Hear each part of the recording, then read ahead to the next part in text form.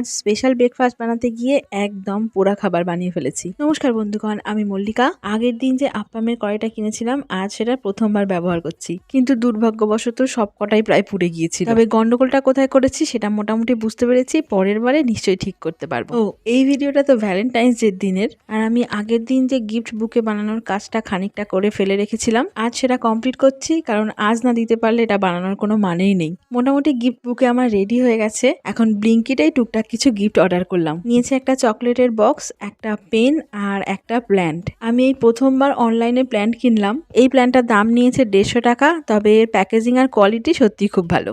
চলো এবার ফাইনালি আমাদের গিফট বুকেটা রেডি করি। বেশ কিছু চকলেট পেন দিয়ে এই বুকেটাকে সাজিয়ে নিলাম। কর্তার তো খুবই পছন্দ হয়েছিল, তবে তোমাদের এই আইডিয়াটা কেমন লাগলো কমেন্টে জানিও। এটা ছিল আমার তরফ থেকে ভ্যালেন্টাইন্স ডে কে স্পেশাল বানানোর ছোট্ট একটা প্রচেষ্টা। এবার কর্তার থেকে আমি কি পেলাম সেটা তোমাদেরকে একবার দেখাই। চলো, একটা কাপল রিং সেট পেয়েছি, একটা নেক পিস পেয়েছি, আর পেয়েছি সব থেকে স্পেশাল এই গোলাপগুলো। তো চলো আজ তাহলে আসি, টাটা।